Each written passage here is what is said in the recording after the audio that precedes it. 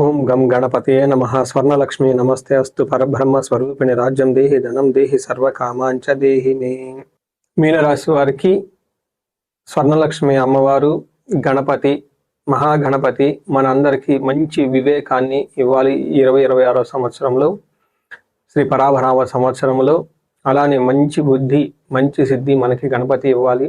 అలానే స్వర్ణలక్ష్మి అమ్మవారు మనందరికీ బ్రహ్మ జ్ఞానాన్ని, బ్రహ్మతత్వాన్ని ప్రసాదించాలి. అంటే ప్రతి సందర్భంలోనూ మనకి ప్రతిసారి ఆనందంగా, ఉత్సాహభరితంగా ఉండాలి. కొన్నిసార్లు జీవితంలో మనకి అనుకున్నవి వెంటనే వస్తాయి, కొన్నిసార్లు లేటుగా వస్తుంది. మనకు నచ్చినవి కొన్నిసార్లు మన దగ్గర వెంటనే ఉంటాయి, కొన్నిసార్లు తర్వాత ఎప్పుడో నిదానంగా మన దగ్గరికి వస్తూ ఉంటుంది. ప్రతి సందర్భంలో కూడాను మన ముఖంలో ఎప్పుడు చిరునవ్వు, ఆనందము, ఉత్సాహ సరదాగా ఉండాలి.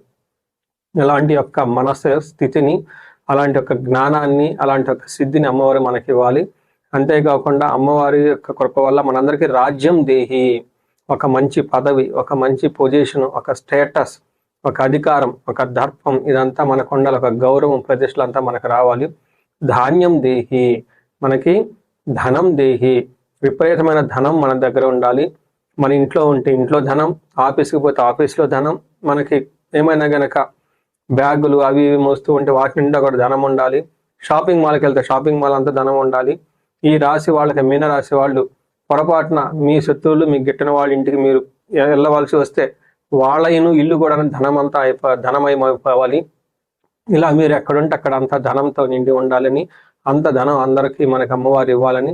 అంతేకాకుండా సర్వకామాంచ సిద్ధి, సర్వకామాంచ దేహిమి, మన మనసులో ఎలాంటి కోరిక కలిగినా కానీ ఆ తక్షణమే మనకి చక్కగా అన్ని సిద్ధులు రావాలి, అలా కోరికలన్నీ నెరవేరాలని చెప్పేసి అమ్మవారికి సంబంధించి మన యొక్క కృపా కటాక్షం మన మీద ఉండాలని మనం కోరుకుందాం. మీనరాశి కనుక గమనించుకుంటే చాలా చాలా స్పెషాలిటీ శ్రీ పరాభనామ సంవత్సరం మీద అని చెప్పుకోవాలి. లైఫ్లో టర్నింగ్ పాయింట్ వచ్చే ఒక సంవత్సరం శ్రీ పరాభావనామ సంవత్సరం. ముందుగా ఇందులో ఉన్న నక్షత్రాలు కనుక చూసుకుంటే పూర్వభాద్ర 4వ పాదం, ఉత్తరాభాద్ర 1, 2, 3, 4 పాదాలు, రేవతి 1, 2, 3, 4 పాదాలంతా మీనరాశిలో ఉంటారు. పేరు బలం ప్రకారం చూసుకుంటే వీళ్ళకి ది, దు, శం, జా, ధా, దే, దో, చాచి అన్న పేర్లంతా కూడా ఈ నక్షత్రంలో ఉంటారు. మీనరాశి వాళ్ళకి ఆదాయము, వ్యయము, రాజ్యపూజ్యం, అవమానం చూస్తే వీళ్ళకి ఆదాయం 14, వ్యయం 11, రాజ్యపూజ్యం 7, అవమానం 2. నేను ఈ 12 రాశులు గురించి ఒక 10-15 రోజులు ఈ కంటెంట్ అంతా ప్రిపేర్ చేస్తూ ఉన్నాను. చాలా న్యూస్ ఛానల్ కూడా ఆల్రెడీ, టీవీ, యూట్యూబ్ ఛానల్కి ఇంటర్వ్యూ ఇచ్చాను. ఒక విచిత్రమైన, వెరీ ఇంట్రెస్టింగ్ అయిన ఒక పద్ధతిని చూశానండి ఈ యొక్క ఆదాయము, రాజ్యపూజ్యం క్యాలిక్యులేషన్లో. ఓన్లీ ఈ ఒక్క రాశి వాళ్ళకి మాత్రమే ఆదాయం ఎక్కువ, వ్యయం తక్కువ, రాజ్యపూజ్యం ఎక్కువ, అవమానం తక్కువ. మిగతా 11 రాశుల వారికి ఇలా లేనే లేదండి. ఇది ఒక వెరీ ఇంట్రెస్టింగ్ అదృష్టం అని చెప్పుకోవాలి. ఈ రాశి వాళ్ళు నాకు బాగా కావాల్సిన వాళ్ళు, అందులోని ముఖ్యంగా ఎన్ఆర్ఐ వాళ్ళు ఈ రాశిలో ఎవరైనా జన్మించి ఉంటే వాళ్ళందరికీ స్పెషల్గా నా కృతజ్ఞతలు.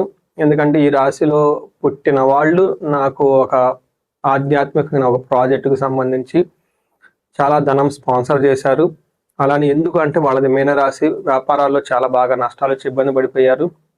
బాగా ఇబ్బందులు ఫేస్ చేస్తుంటే వాళ్ళకి సంబంధించి నేను కొంత రీసెర్చ్ లాగా చేసి వాళ్ళ జాతకము, వాళ్ళ మిస్సెస్ జాతకము, వాళ్ళ పార్ట్నర్ జాతకాలన్నీ చేయడం జరిగింది. ఈ రాశి వాళ్ళకి, మీనరాశి ఈ ఒక్క రాశి మాత్రమే మిగతా 12 రాశుల వరకు కంపాటిబిలిటీ ఉంటుంది. అంటే మీనరాశి వాళ్ళు కనుక గమనించుకుంటే ఈ రాశి వాళ్ళు ప్రతి ఒక్క రాశితోటి చక్కగా కలిసిపోయేసి కలివిడిగా ఉండే ఒక రాశి మీనరాశి. అలాంటి రాశి వాళ్ళకి శ్రీ పరాభావనామ సంవత్సరంలో ముందుగా చెప్పిన విధంగా ఒక బెంచ్ మార్క్ ఇయర్గా రాబోతూ ఉంటుంది. ఎందుకు అని మీరు అడిగారంటే, ఈ రాశి వాళ్ళు 2025లో చాలా మోస్ట్ టఫెస్ట్గా ఉన్న రాశులు ఏదైనా ఉందంటే మీనరాశి అని చెప్పుకోవాలి. జనరల్గా బాగుండే ఈ రాశికి 2025 సంవత్సరంలో ఏలినాటి శని యొక్క ప్రభావంతో, వేరే గ్రహాల యొక్క అనుకూలం కూడా లేకపోవడంతో చాలా బాగా సఫర్ అయిన రాశుల్లో మీనరాశి ఒకటి. అయితే మీకు అదృష్టం ఏంటంటే ఆ యొక్క ఈ సైకిల్ తిరుగుతూ ఉంటుంది. మనకి డీప్ క్రైసిస్ పాయింట్ అంటారు. బాగా వచ్చేస్తా బెస్ట్ పొజిషన్ నుంచి కొన్నిసార్లు డౌన్కి వెళ్ళిపోయినప్పుడు ఒక పర్టికులర్ పాయింట్లో డీప్ క్రైసిస్ పాయింట్, అక్కడ ఏమి ఉండదు, అక్కడ నుంచి మళ్ళీ పైకి ఎదుగుతూ ఉంటుంది. అయితే 2025 సంవత్సరంలో మీకు మోస్ట్ డీప్ క్రైసిస్ పాయింట్ అని చెప్పుకోవాలి. అయితే ఇక్కడ నుంచి ఇంకా మీరు ఆ టఫ్ పాయింట్ నుంచి మరో తిరిగి అంతా బయటకు వచ్చేసే టైం ఇక ముందంతా పర్టికులర్గా జూన్ తర్వాత ఎప్పుడైతే మనకి గోదావరి పుష్కరాలు అయిపోతూ ఉంటాయో ఆ టైంలో, అంటే గురువు మారిన తర్వాత పుష్కరాలు మనకు స్టార్ట్ అవుతాయి. ఆ టైంలో నుంచి ఇంకా వచ్చే ఇయర్ అంతా నెక్స్ట్ వీళ్ళకి ప్రోగ్రెసివ్ ఇయర్. వీళ్ళకంటే జీవితంలో అభివృద్ధి జరిగే పీరియడ్స్ అంతా కొత్తగా వచ్చే అవకాశం ఉంటుంది. ఈ టైంలో కొత్త ఆపర్చునిటీస్ వస్తాయి, ముఖ్యంగా గురువు వల్ల. అంటే శని మీకు ఏలినాటి శని జన్మరాశిలో ఉండి ఇబ్బంది పెడుతున్నా కానీ గురువు మీకు బాగా సపోర్ట్ ఇవ్వడంతో చాలా చక్కగా ముందుకు వచ్చే అవకాశం ఉంటుంది. ఇందులో శని మీకు ఫస్ట్ హౌస్లో ఉండటం, 5వ ఇంట్లో గురు స్థానంలో ఉండటం, 6వ స్థానంలో కేతు ఉండి ధనాన్ని కూడా విపరీతంగా ఇచ్చే అవకాశం ఎక్కువగా ఉంటుంది. అంటే మీకు 75% ఇబ్బంది పెట్టే పరిస్థితిలో ఉన్న ఈ ప్రజెంట్ మూమెంట్ నుంచి ఒక దాదాపు 50-55 వరకు ఒక అంటే కంట్రోల్ వచ్చేస్తుంది. మీకు బాగుండే పరిస్థితి నుంచి వస్తారు. అంటే ఒక 25% మీకు అనుకూలంగా ఉంటే 70% మీకు ప్రతికూలంగా ఉన్న ఈ పరిస్థితి నుంచి రాబోయే రోజుల్లో ఒక 55% వరకు అనుకూలంగా ఉండేసి ఒక 40-45 మాత్రం ప్రతికూలంగా ఉంటుంది. అంటే చాలా విషయాల్లో మీకు ఇంప్రూవ్మెంట్ వస్తుంది, మీకు ఒక గ్రిప్ వస్తుంది కెరియర్లో కానివ్వండి, ఒక ఏమంటారు ఒక ఆధారం దొరుకుతుంది మీకు ముందుకెళ్ళటానికి అని తెలుసుకోవాలి. మనకి శని జన్మరాశిలో ఉంటే ఏమవుతుందంటే మతి భ్రంశం, తేజోహాని, బంధువైరం, వ్యసనం అంటారు. అంటే ఈ టైంలో బంధువులతో గొడవలు పడటం ఒకటి, మనసులో భయపరంగా ఉండే అవకాశం ఒకటి, మతి భ్రంశం అంటే సరైన డెసిషన్స్ తీసుకోలేక ఎక్కువగా బాధపడుతూ ఉండే ఒక తత్వాన్ని శని కలిగిస్తూ ఉంటారని చెప్పుకోవచ్చు. కొంతమందికి జాబులు పోయే అవకాశం ఉంటుంది, కొంతమంది కోల్పోయే అవకాశం ఎక్కువగా ఉంటుంది. అయితే కొంతమంది ఎంత కష్టపడినా కానీ టయానికి రిజల్ట్ రాదనమాట ఏలినాటి శని యొక్క వల్ల. ఇది గమనించుకోవాలి.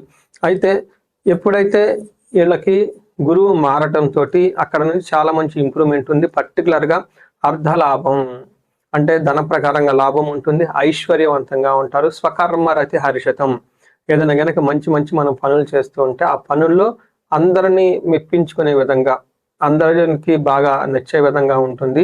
అందుకని వీళ్ళకి రాజ్యపూజ్యం ఎక్కువగా ఉంది. సదా స్వజన సౌఖ్యం, ఇప్పటిదాకా మీ బంధువులు వాళ్ళు వీళ్ళు మిమ్మల్ని క్రిటిసైజ్ చేసి విమర్శిస్తూ ఉంటే ఇక వాళ్ళ నుంచి మీకు సపోర్ట్ రావటం, వాళ్ళని మిమ్మల్ని మెచ్చుకునే విధంగా ఉంటుంది. అన్నదమ్ములు పిలిగ్రిమేజెస్, మంచి పిలిగ్రిమేజెస్ చూడటం, ధనం విషయంలో బాగుంటుంది, హెల్త్ విషయంలో బాగుంటుంది. ఇలా ఏ ప్రకారంగా చూసుకున్నా చాలా చక్కగా ఉంటుందని గమనించాలి. అయితే రాహు వీళ్ళకి 12వ స్థానంలో ఉంటే కార్య విఘ్నం ప్రవాసం, అంటే ఏదైనా పని చేస్తే త్వరగా రిజల్ట్ రాకుండా ఆటంకాలు వస్తాయి తప్ప పనులు అయితే ఎక్కడ ఆగిపోవు. ఫారిన్లో ఉన్న వాళ్ళకి, ఫారిన్ రిలేటెడ్ లేదంటే దూర ప్రాంతాల్లో ఉన్న వాళ్ళకైతే చాలా చక్కగా కలిసి వస్తుంది. ఈ టైంలో ధనం కూడా వచ్చే అవకాశం ఎక్కువగా ఉంటుంది.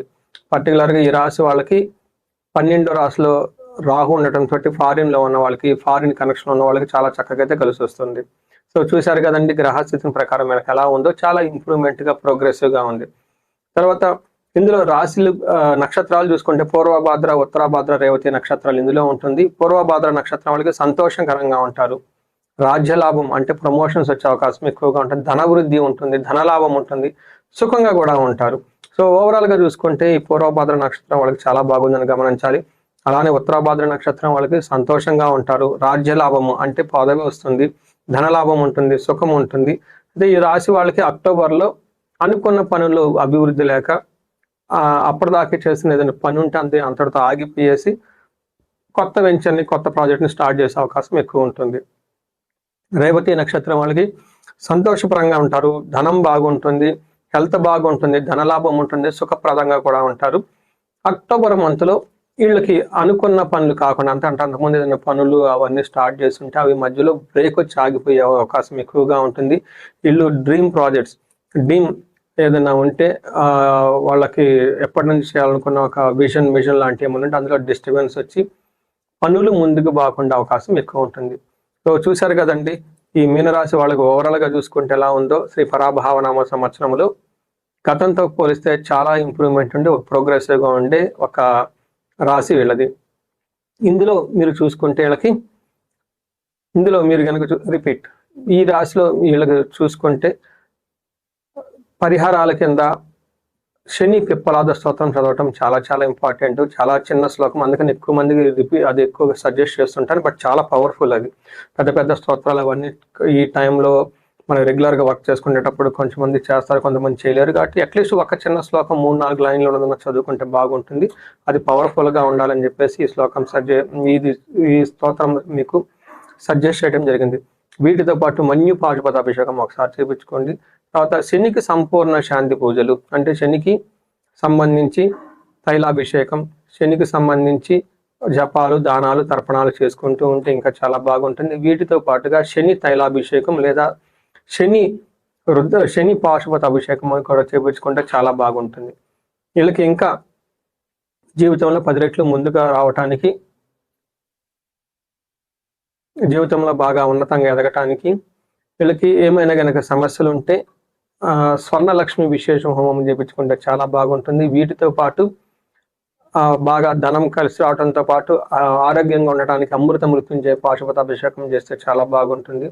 ఇంకా ఏదైనా గనక ఇండివిజువల్గా మీకు ప్రాబ్లం అనిపిస్తే ఒక్కసారి మీ జాతకాన్ని చెక్ చేసుకోవడం చాలా ఇంపార్టెంట్. పర్టికులర్గా మీ వయసు 35 నుంచి 45 మధ్యలో ఉండి, కెరియర్లో ఒక ట్రాక్ రికార్డు ఉండి, అకాడమిక్స్లో మంచి ట్రాక్ రికార్డు ఉండి, సడన్గా ఈ మధ్యలో గనక ప్రాబ్లం అనిపిస్తే లైఫ్, దీన్ని మిడ్ లైఫ్ క్రైసిస్ అని చాలా మంది అంటూ ఉంటారు. బట్ నేనైతే మన ఆధ్యాత్మిక ప్రకారం, జ్యోతిష శాస్త్రం ప్రకారం మీకు శాపాలని ఉంటుంది, అంటే పూర్వజన్మ మన పూర్వ ఎక్కడన్నా శాపాలు ఉంటే శపించుంటే అవి మీకు ఇక్కడ యాక్టివేట్ అయ్యి ఉంటే లైఫ్ గ్రోత్లో మీకు ప్రాబ్లం వస్తుంది. అదేవిధంగా గ్రహ దోషాలు అని ఉంటారు, కాలసర్ప దోషం, ఇవన్నీ ఇలా రకరకాల దోషాలు ఉంటాయి.